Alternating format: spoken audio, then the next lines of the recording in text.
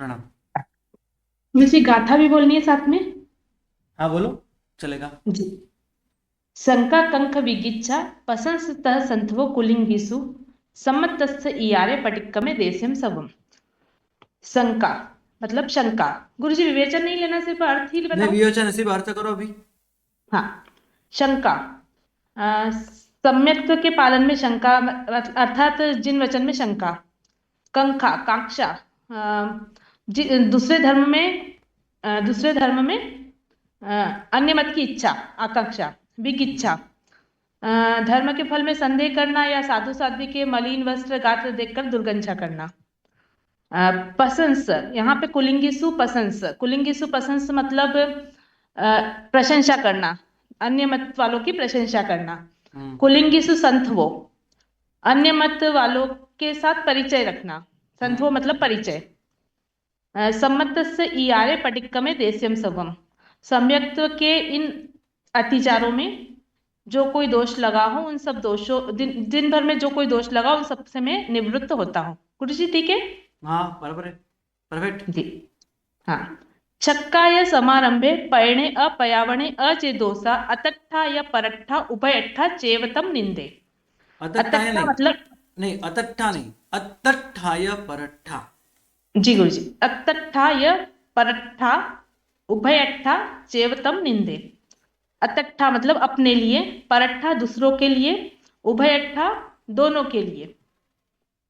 पयणे अपयावणे पकाते हुए और पकवाते हुए। हम्म। छह काय का समारंभ के बारे में हम्म। जो कोई दोष लगा हो उसकी मैं निंदा करता हूँ। पंचणः मणुव्वयाणं गुणव्वयाणं च चित्रा तीर्णं में बोलो ना। मय्यारे सिक्खाणं च चौणं पटिक्कमे देस्यम सवम। पंचणः पांच प्रकार के अणुव्वयाणम। पंचणहम अणुव्वयाणम पांच प्रकार के अणुव्रतों के विषय में। तीर्णः गुणव्वयाणम तीन प्रकार के गुण व्रतों के विषय में। अय्यारे जो अतिचार लगे हों। और सिक्खाणम च चौणम चार प्रकार के शिक्षा व्रतों के बारे में। मतलब पांच प्रकार के अणुव्रतों के बारे में, तीन प्रकार के शिक्षा तीन प्रकार के गुण व्रतों के बारे में और चार प्रकार के शिक्षा व्रतों के बारे में। हम्म।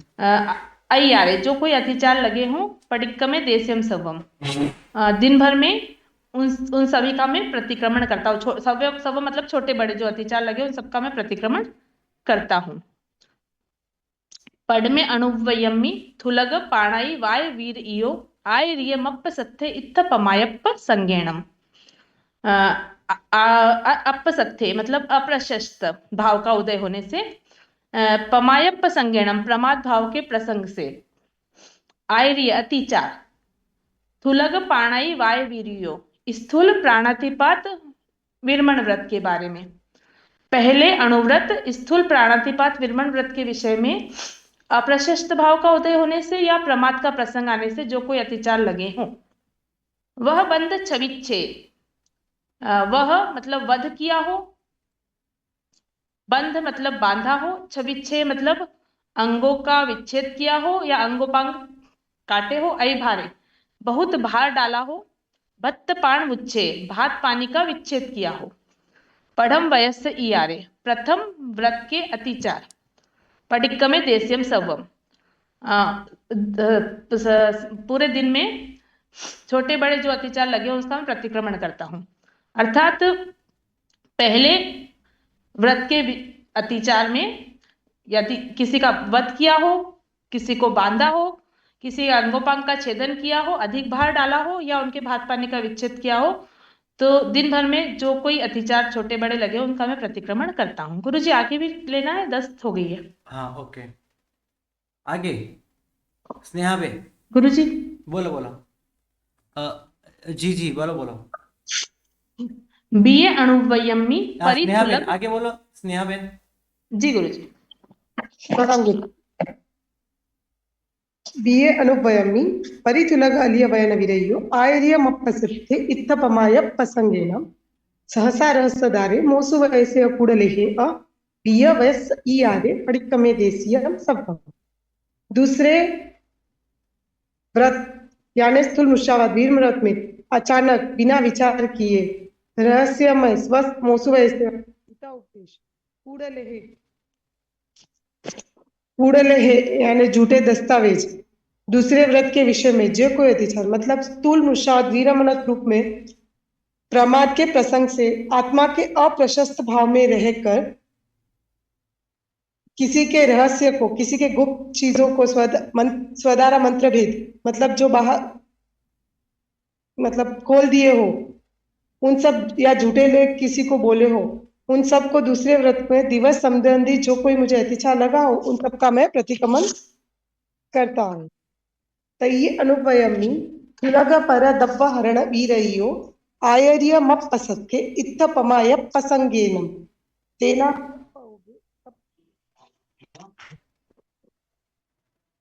तेना हड़प्पवोगे तप्पड़िरुवे विरुद्ध गमनेय कुडतुल कुडमाणे पडिक्कमे देसियम सव्वम तीसरे व्रत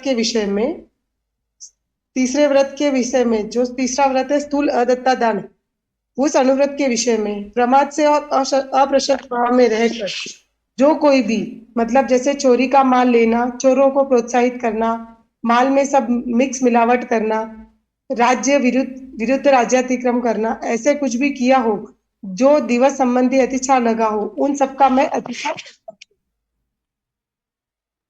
चौथे अनुपयमी नित्यम परदार गमन वीरय्यो आयर्यमप्पसत्थे इत्थपमाय पसंगेनम अपरिगह्य इत्तर अणंग विवाह तिव्व अनुरागे चौथ वयस इयारे पडिक्कमे देसियम सव्वम चौथे अनुव्रत के विषय में जो चौथा अनुव्रत है परस्त्री गमन वीरमण व्रत अनुव्रत में प्रमाद प्रसंग में जो अप्रशस्त भाव में रहकर किसी विधवा के कुमारी या विधवा के संग वेश्यागमन कामोत्तेजक चेष्टा दूसरे के विवाह कराने तथा विषय भोग के तीव्र अनुराग से चौथे व्रत के विषय में जो दिवस संबंधी जो कोई मुझे अतिचार लगा हो उन सबका मैं प्रतिक्रमण करता हूँ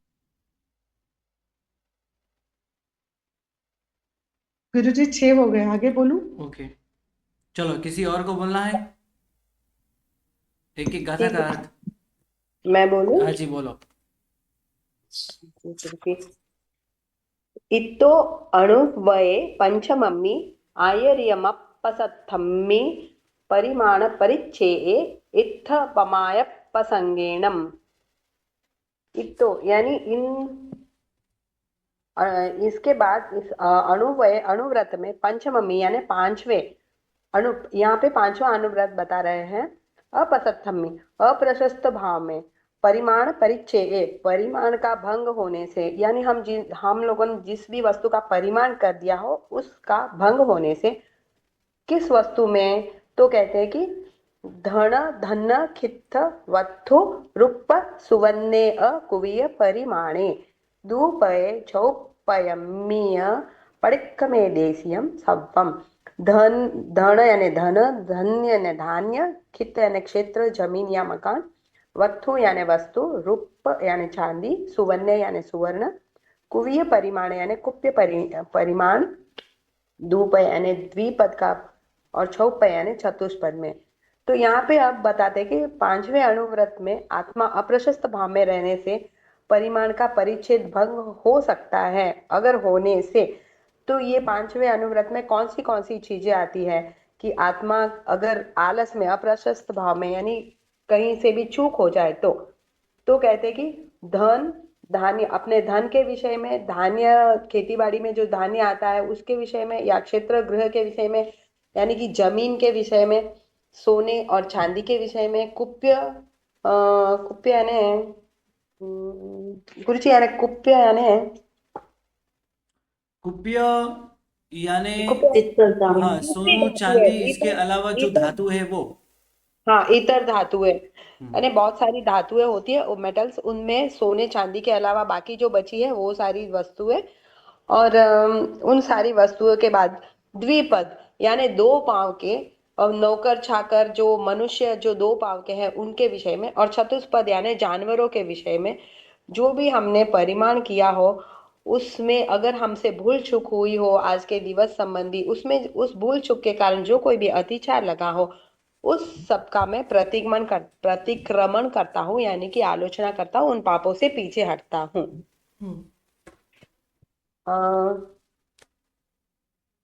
गमनस्य उ परिमाणे दिशासु ऊर्ध्वम् अहेय तिर्यं च वुड्ढि सई अंतरद्धा पड़मम्मी गुणम वये निंदे। अब यहाँ पे दिक् परिमाण यानी कि आने जाने गमन करने के लिए हम लोगों ने कितनी दिशाओं का त्याग रखा है, कितनी छूट रखी है, उसके बारे में बताया गया है। तो गमनस यानी जाने का, दिशासु यानी दिशाओं में, उड्डम यानी ऊपर, अहे नीचे, तिर्यम तिरछा लोक, वुड्डी वृद्धि, सही अंतरद्धा विस्मरण हो जाने से, विस्मरण यानी भूल जाने से, पढ़ मम्मी पहले गुणव्रत। यहाँ पे पहला गुणव्रत हमको बताया गया है वो है दिक् परिमाण। दिक् परिमाण में ऊपर, ऊपर यानी कि हम कहाँ तक ऊपर जाते हैं, जैसे हवाई जहाज में कितने फीट की ऊपर तक अगर हमको जाना ही है तो उतना छूट रखे, वरना हम हवा ऊपर जाने की पूरी तरह से 14 नियम में आ सकते हैं। अधो यानी कि नीचे, कभी किसी पनडुब्बी में ही बैठे या कभी समुद्र में गोता लगाया है, हो सकता है किसी भोयरे में उतर सकते हैं, इस प्रकार से। और तिर्यक दिशा में यानी कि तिर्यक यानी चारों दिशा होता है शायद, चारों दिशाओं में, नॉर्थ साउथ ईस्ट वेस्ट, इस तरह चारों दिशाओं में जो सोचा है उससे ज्यादा अतिक्रमण हो गया हो, या फिर क्षेत्र की वृद्धि हो गई हो, या स्मृत्यंतर धान यानी कि भूल हो गई हो, तो इस तरह से कोई भी अतिचार लगा हो, मैं उनकी निंदा करता हूँ, यानी उसके लिए मैं माफी चाहता हूँ और मैं उससे पीछे हटता हूँ। अब दूसरा भोग विरमण गुणव्रत। गुणव्रत, यहाँ पे गुणव्रत चल रहे हैं अभी।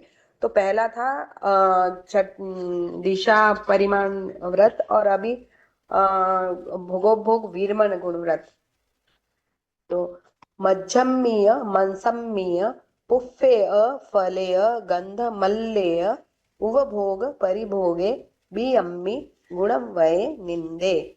मध्यमी, मध्य विषय में, मध्य यानी कि दारू शराब के विषय में, मनसम्मीय मांस के विषय में, पुफ्फेय फूल के विषय में, फले फल के विषय में, गंधमल्लेय गंध और माल्य के विषय में, उपभोग परिभोग यानी उनका उपभोग किया हो या परिभोग किया हो, इस विषय में ये बियम्मी दूसरे गुणव्रत के अतिचार है, बियम्मी गुणव्रत निंदे। अब आता है सच्चित्ते पड़िबद्धे अपोली दुप्पोलियम च आहारे अपोली नहीं, तुच्छ अपोलो। अपोल अपोली गुरुजी मैंने अपोली सीखा, अपोल है क्या? हाँ, अपोली नहीं आएगा, अपोलो ही आएगा। हाँ मैंने अपोली सीखा। अपोल दुप्पोलियम च आहारे तुच्छोसहि भक्षणया पडिक्कमे देशियम सव्वम। यहाँ पे सचित यानी जो सजीव है, वैसी वस्तु से परिबद्ध युक्त। अपोल यानी अपक्व और दुपोल यानी दुष्पक्व, ऐसे आहार यानी आहार के विषय में। तुच्छो सही यानी तुच्छो सही यानी तुच्छ औषधि, यहाँ पे तुच्छ वनस्पति के भक्षण से लिखा है। तो इंगाली नहीं, तो इसके बारे में हमें दिवस संबंधी जो भी अतिचार लगा हो उन पापों से मैं पीछे हटती हूँ। फिर इंगाली वणसाड़ी भाड़ी फोड़ी सुवज्ज ए कम्मम वाणिज्यम छेवदंत लख रस केस विस विषयम। इंगाली यानी अंगार कर्म, वन यानी वन कर्म, साड़ी यानी षटक कर्म, भाड़ी यानी भाटक कर्म, फोड़ी यानी स्फोटक कर्म, सुवज्ज यानी त्याग कर्म करता हूँ, ऐसे कर्म का त्याग करता हूँ। वाणिज्य यानी व्यापार, छेव यानी इसी प्रकार, दंत यानी दंत वाणिज्य, लख यानी लाख का व्यापार, रस यानी विगई का व्यापार, केस यानी मनुष्य या पशु के केशों का व्यापार,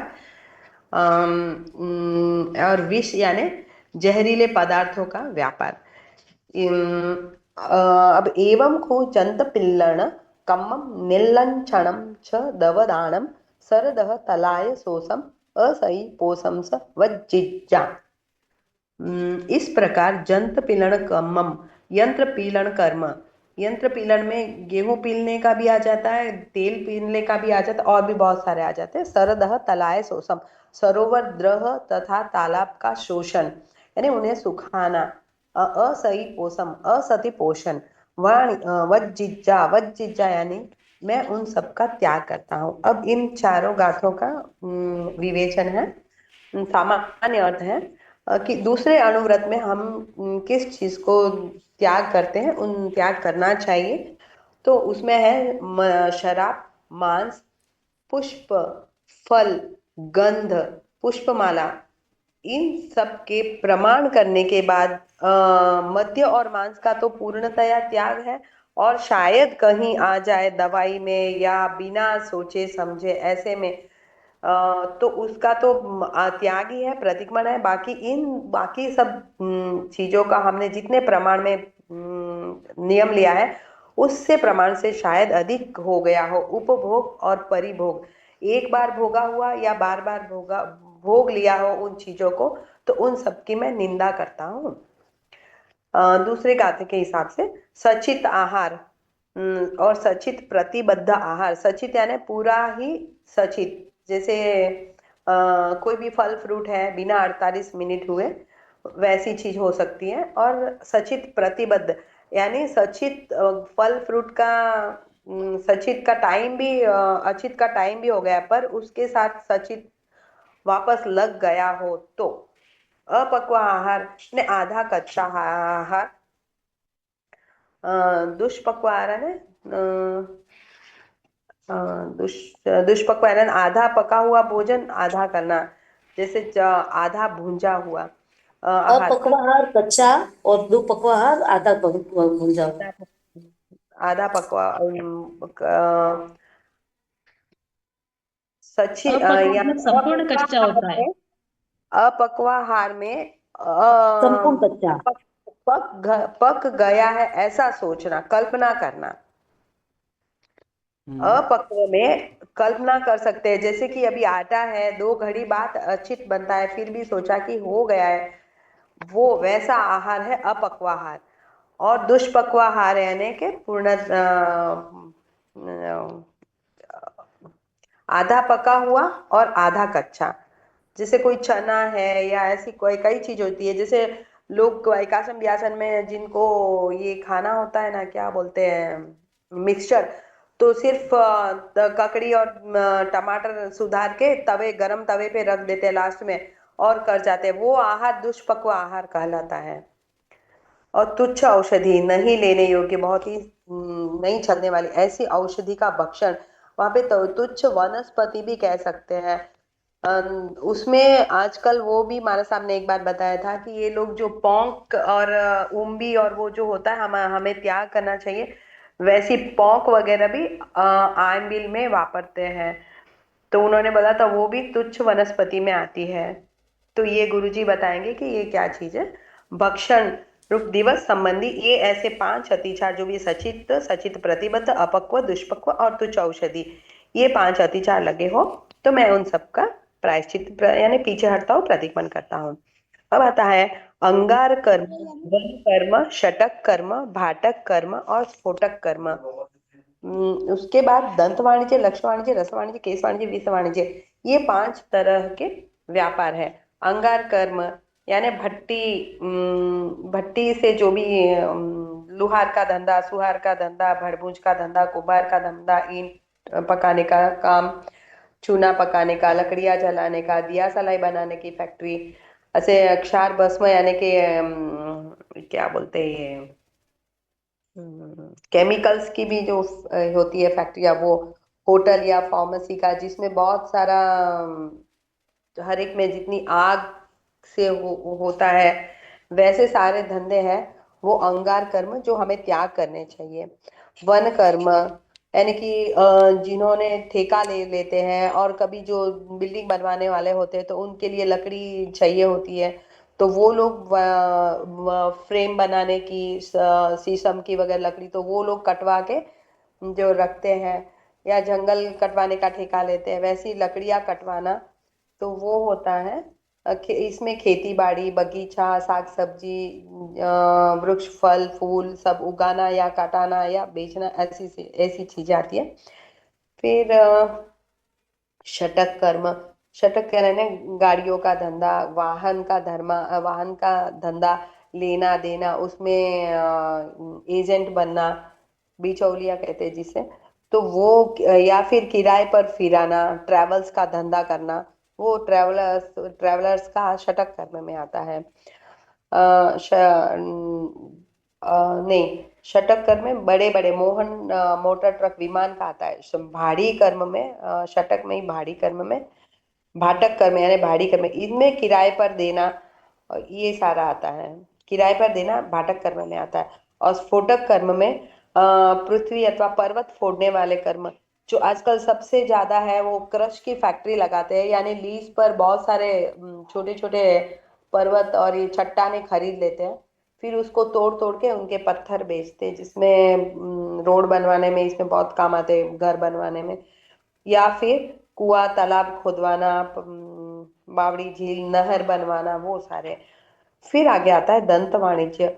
पशुओं के दंत वाणिज्य में सबसे मुख्य हाथी के दांत जो ज्यादा ही चलते हैं, या फिर उल्लू वगैरह के दांत जो बच्चों के गले में बांधते नजर ना लगे वैसे होते हैं, या फिर शेर की एक खाल आदि होती है, हंस पक्षियों के वो फर, कितनी भेड़ कितनी कोमल जैसे प्राणियों के फर आदि निकालते हैं, चमड़ा लेदर बेल्ट आदि निकालते हैं, वो सारे इसमें आ जाएंगे। फिर लाक्ष वाणिज्य।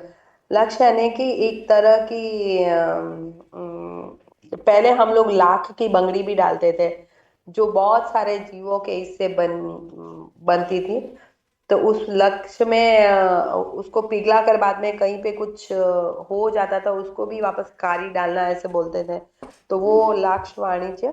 फिर आता है रस वाणिज्य। रस में विगई हो या महाविगई हो, जैसे मांस मदिरा बेचना, दूध दही घी बेचना, विगई या महाविगई, तो वो आएगा रस वाणिज्य में। और केश वाणिज्य, बालों का व्यापार, जैसे बालों में भेड़ बकरी के बाल ऊन बनवाने के लिए है, और मनुष्यों के भी बाल बहुत सारे व्यापार होता है, जैसे तिरुपति में इतने बाल कटते हैं और फॉरेन में उनको बेचा जाता है, उससे विग आदि बनते हैं, वो सारा व्यापार। उसके बाद आता है विश्व वाणिज्य। विश्व वाणिज्य यानी अकेला जहर ही नहीं होता है, जहर से निर्मित कई वस्तुएं होती है, जो दवाई में कभी काम आ जाती है, या कभी कीड़े मकोड़े मारने में काम आ जाती है, कभी बहुत सारी चीजें ऐसी होती है जो हम हमारे घर में एसिड वगैरह होता है, वो भी एक तरह के विष में आता है, क्योंकि उसमें भी बहुत सारे जीव मरते हैं, काई फूलन लील उस पे डालते ही वो सब झाग झाग आने लगते हैं और सब मर जाते हैं। तो ऐसे सारे विश्व वाणिज्य, ये ऐसे 5 व्यापार है। इसी प्रकार यंत्र पीलन कर्म। यंत्र यानी कि जिससे चक्की जिस चक्र से चलने से कुछ पीलन होता है, इसमें सबसे पहले ये बिजली प्राप्त होती है, तो बहुत बड़े बड़े रास्ते में जाते तो लगे होते हैं ना,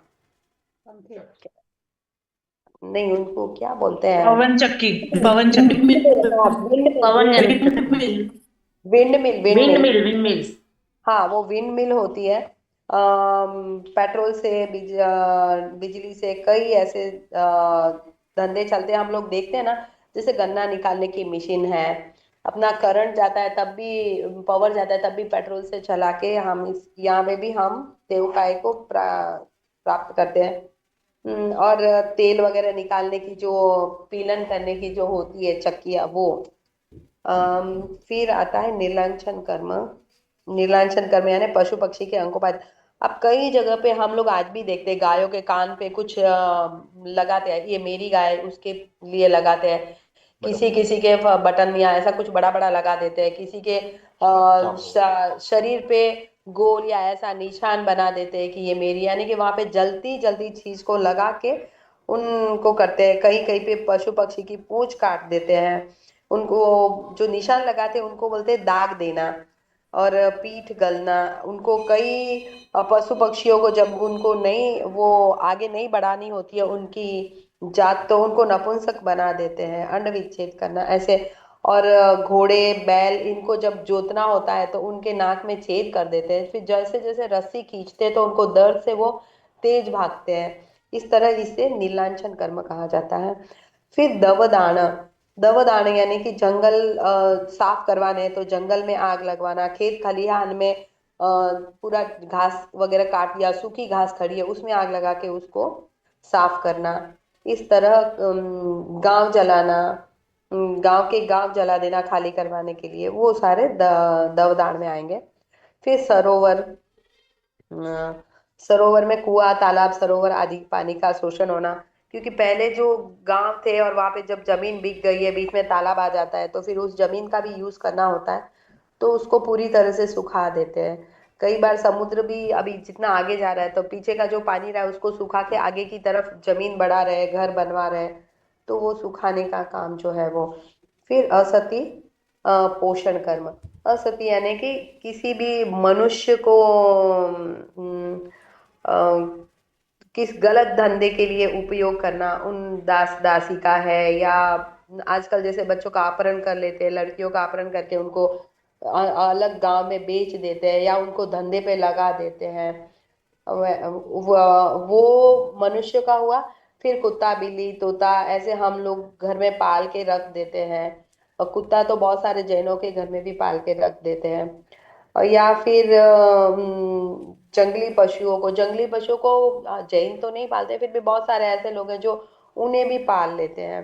तो ये सामान्यतः ऐसे सारे कर्मों का, ये 15 कर्मादान है जिनका धंधे अच्छी, अगर इन धंधों को करने से अच्छी आय भी हो जाए तब भी इनका त्याग करना चाहिए हमें। और इनके भले कितना भी अर्थ लाभ ज्यादा होगा पर आत्म लाभ में ये हानि करेंगे, इसलिए इनका प्रायश्चित अगर किया हो या करवाया हो, या कोई कर रहे तो उनके पास इतना पैसा आता है, उस धंधे की अनुमोदना भी की हो, तो उन सब के लिए हमको उन प्रायश्चित लेना है। ऐसे सारे पापों से हमें पीछे हटना है। गुरु जी आगे। और सती का नाम बोलना ना गुरु जी। हाँ जी, चलो किसी दूसरे को बोलना है, आगे बोलो।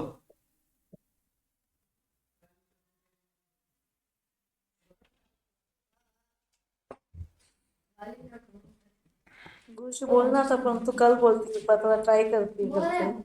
हम्म, किसी और को, और भविका बहन। जी गुरु जी। हम्म, हाँ बोलू साहेब। जी, ખબર નહીં મને આવડશે કે નહીં પણ કોશિશ કરું છું। प्रैक्टिस करो। હા ઠીક છે સાહેબ। हाँ। સતતથી મુસલ જનતક એ જ ગાથા લઉં ને સાહેબ હવે નેક્स्ट। हम्म, હા સતતકી મુસલ જનતક તણકઠ્ઠે મંત મૂલ ભેષજ્જે દિને દબાવી એવા પડિકમે દેશ્યમ સર્वम, यानी कि शस्त्र और अग्नि, मुसल मुशल यानी मुशल, जंतक यानी यंत्र, तृण यानी तृण, कट्ठे काष्ट, मंत्र यानी मंत्र और मूल जड़ी बूटी, भेषजे औषधि,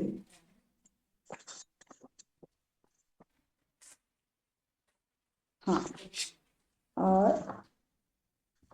और दिए, और वो सारी चीजें दिए हो दाव दिने दबाविए वा, हाँ दिया हो वो सब के बारे में, यानी शस्त्र, अग्नि, मुशल, यंत्र, तृण, काष्ट, मंत्र, मूल और औषधि, ये औषध, हाँ।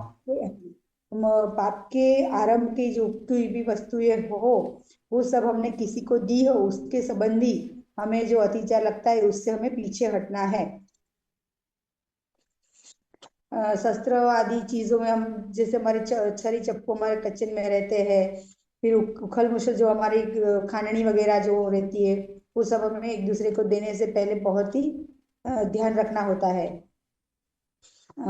फिर नाणु वट्टण वन्नग विलेवणे सदरुव रसगंधे वत्थासण आभरणे पडिक्कमे देश्यम सवम।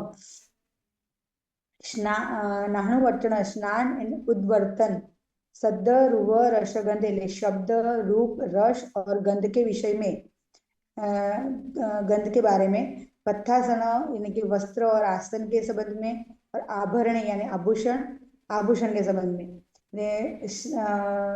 स्नान, उद्वर्तन, फिर विलेपन, वर्णक यानी कि सारी हमें जो विलेपन करने की चीजें है वो सब, शब्द, रूप, रस, गंध और वस्त्र तथा अलंकार, इन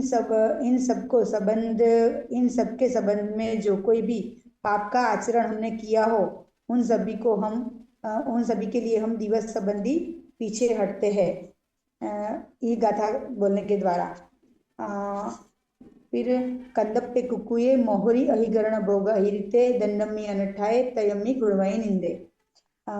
कंदर्प यानी कि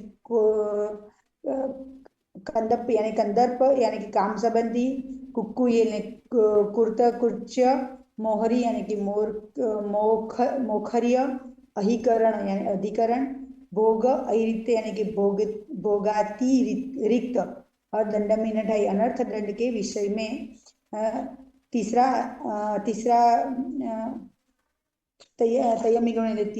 गुणव्रत जो बताया है उसके बारे में।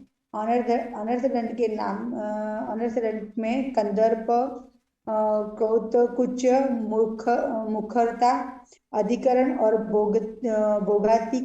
भोगातिरिक्त इन 5 अतिचारों की मैं निंदा करता हूँ। अब इसका विवेचन है। हाँ, यानी कि हमारे कुटुंब में जो भी हमारे आश्रित कुटुंब के परिवार के पालन पोषण के लिए श्रावक जो भी कर्तव्य करते हैं, गृहिणियां भी अपना जो भी कर्तव्य करती है, उन संबंधी यहाँ जो पाप आचार बताया है, आश्रित पालन पोषण करते हैं उसके बारे में बताया है। तो वे आर्त ध्यान में गिर जाए, दुखी हो जाए, दुर्गति के मार्ग का अनुसरण करने लगे। इन प्रकार परिवार में पालन पोषण की जिम्मेदारी के कारण गृहस्थ को व्यापार आदि करना है, ऐसी पाप वाली प्रवृत्ति अनर्थ दंड कहलाती है। और मात्र मौज शौक के लिए और समय व्यतीत करने के लिए जो कोई भी प्रवृत्तियां होती है वो पाप प्रवृत्ति कहलाती है।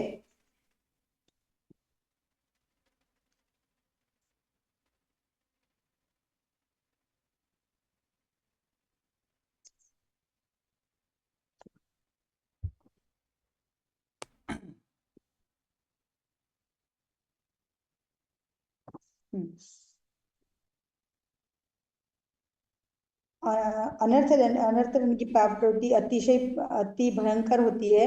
हास्य और विनोद से किष्ट कर्म का बंध होता है और वो भोगे बिना छूटते नहीं है।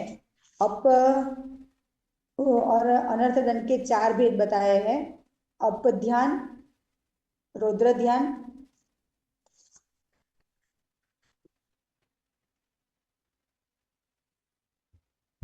प्रमादाचरण और हिंसा प्रदान, ऐसे 4 बताए हैं। उसमें भी उनके पेटाभेद बताए हैं। इतना सारा तो मैं नहीं समझा पाऊंगी, लेकिन सिर्फ उसके नाम बोलती हूँ। अप ध्यान के अंदर अनिष्ट वियोग, दूसरा है इष्ट संयोग की चिंता, रोग की चिंता और निदान। फिर रौद्र ध्यान के अंदर हिंसा संबंधी, मोक्षानुसंबंधी, स्त्रियानुबंधी और रक्षणानुबंधी, ये रौद्र ध्यान के 4 पेटाभेद। फिर तीसरा है हिंसा प्रदान। उसके भी शस्त्र प्रदान, अग्नि प्रदान, मूषल, यंत्र, तृण, काष्ठ, मंत्रमूल और औषधि, ये सभी चीजों के बारे में हम किसी को देते हैं तो यहाँ भी हमें पाप लगता है। दिने दवा वियेवा। प्रमादाचरण, स्नान, उद्वर्तन यानी कि शरीर के ऊपर का मैल उतारने की बात कही है, वर्णक और विलेपन और शब्द, रूप, रस, गंध और वस्त्र और आभरण, ये प्रमादाचरण के 10 भेद बताए हैं। और अनर्थ दंड व्रत के 5 अतिचार, कंदर्प अतिचार, कौतुक कंदर्प अतिचार यानी कि स्वयं को अथवा दूसरे को काम वासना के लिए उत्तेजित करना, प्रोत्साहित करना, उसके बारे में है। फिर कौतक कुच यानी कि आंख, मुकुट, नासिका, हाथ, पैर, मुख आदि के विकास गर्भित की चिंता करना, इसके बारे में बताया है। फिर मोखर्य यानी कि असंबंधक और असभ्य वाणी का आचरण करना, जिसे अनर्थ दंड बताया है। और अधिकरण हिंसा के साधनभूत पदार्थ यानी कि मुशल, तलवार, चाकू, कैंची, धनुष्य, बाण, कुहाड़ी वगैरह सब किसी को प्रदान करना। और भोगतिरिक्त यानी कि आवश्यकता से अधिक द्रव्यों का उपभोग करना, जिसकी जरूरत है उससे भी ज्यादा द्रव्य अपने पास रख के उसका उपभोग करना। ये सारा अतिचार अनर्थ दंड के बताए हैं। फिर नवमे सामायिक व्रत का अतिचार बताया है। तिविहे दुपणियाणे अणवट्ठाणे कहासई विहुणे सामाय वितहक्कये पढ़मे सिखावये निंदे। तिविहे यानी कि 3 प्रकार से, दुपणियाणे यानी कि दुष्प्रणिधान, अणवट्ठाणे यानी कि अनवस्थान के विषय में, तहा यानी कि तथा, सई विहुणे यानी कि स्मृति विहीनत्व के विषय में, वित्तहक्कये यानी कि विराधना की हो, पढ़मे यानी कि प्रथम शिक्षाव्रत के विषय में। प्रथम शिक्षाव्रत में सामायिक को निष्फल करने वाले मन, वचन और काया के प्रणिधान यानी कि हमारी एकाग्रता के बारे में बताया है। अनवस्थान तथा स्मृति भ्रंश से भी अतिचार लगता है, उसकी निंदा कही है। महाव्रतों के पालन में असमर्थ श्रावक हेतु वृत्ति धर्म के अभ्यास के लिए परमात्मा ने अनुव्रत और गुणव्रत के साथ ही 4 शिक्षाव्रत बतलाए हैं। तो इन 4 शिक्षाव्रतों में सामायिक पहला शिक्षाव्रत बताया है। और सामायिक में श्रमणो इव सावो, श्रावक साधु जैसा कहा है। सामायिक में समता की साधना की जाती है। राग और द्वेष से आत्मा को जो मुक्त बनती है, क्यों तो वो सम्यक्त्व गुण का प्रागट्य होता है। और सम्यक्त्व के फल स्वरूप आत्मा को सर्व जीवों के प्रति आत्मोपम्य यानी कि सभी जीवों के प्रति मैत्री भाव प्रकट होता है। सुख और दुख, इष्ट और अनिष्ट, अनुकूल और प्रतिकूल, इन सर्व अवस्थाओं में मध्यस्थता पैदा होती है, जिसमें परिमाण स्वरूप आत्मा अति अल्प कर्म का बंध करती है और अत्यधिक कर्म की निर्जरा भी होती है। इन सामायिक व्रत के अंदर उनके भी 5 अतिचार बताए हैं। मन के दुष्परिधान यानी कि मन की एकाग्रता का जो खंडन यही होगा ना, खंडन, उसके 10 भेद बताए मन के। फिर वचन के भी 10 और काया के 12। ओके, बस आज इतना रखते हैं। हाँ, ठीक कल है। और भी तैयारी करके आना। आज जिन्होंने भी बोला है ये क्लास में, बहुत अच्छी मेहनत आपने की है, अनुमोदना है सबकी। और भी आगे भी ऐसे ही मेहनत करते रहो और तैयारी के साथ क्लास में गुरुजी, आते रहो। गुरुजी, जी हाँ, बोलो बोलो। गुरुजी थोड़ा सा दिशा निर्देश चाहिए था गुरुजी। जैसे ये तो पक्के कर लिए हैं, जी तो है, अर्थ तो है। हाँ गुरुजी विवेचन में से क्या चीज पक्की करनी है? जैसे आपने थोड़ा तो बता दिया है हमको, जी। पर क्या ये सब चीजें भी पक्की करनी है क्या? कि जैसे पेटा भेद है, तो पेटा भेद और ये भी पक्के करने हैं क्या गुरुजी? पक्के तो मतलब करे तो अच्छी बात है। पर गुरुजी हाँ, करे तो अच्छी जैसे बात है। मैंने यहाँ पे क्लास में इसका विशेष विवेचन लिया हो। अब तो ऐसा लगता है मुझे सब कुछ यहाँ ही पूछ लेते हो अभी, है ना, क्या पूछने वाले हो क्या नहीं पूछने वाले हो, नहीं ऐसा नहीं। गुरुजी, ठीक है, पूछने वाला तो ठीक है गुरुजी, आप ठीक, कुछ भी नहीं पूछ नहीं, देखो, सकते हैं, नहीं नहीं, वो देखो, नहीं बात हो रही है। क्लास में मैंने आपको विशेष विवेचन बताया हो तो मैं जी पूछ हाँ, सकता हूँ, तो मैं पूछ सकता हूँ। क्योंकि हाँ पूछ सकते गुरुजी। एक्चुअल में क्या है ना, देखिए बहुत विवेचन बार बार देखना, क्लास में क्या क्या कराया वो देखना गुरुजी है संभव नहीं था, आपके पास इसलिए आज टाइम है? अब अभी 2-3 दिन में क्लास खत्म हो जाएगी, पूरे 50 हाँ गाथा पूरे हो जाएगी। बाद में आपके पास तो बहुत टाइम है, पढ़ लो, अच्छी हाँ अच्छी बात है। जी गुरुजी, कोशिश करते हैं। हाँ, चलो चलो बस। जी कल इसके आगे की गाथाएं तैयार करके आना है ना। जी गुरुजी कल इसके आगे का मैं सुनाऊंगी, जी मैं जी बुक जी, ट्राई जरूर करूंगी। जरूर मेहनत करके आना, है ना। ओके, जी चलो गुरुजी, धन्यवाद। जी, प्रणाम।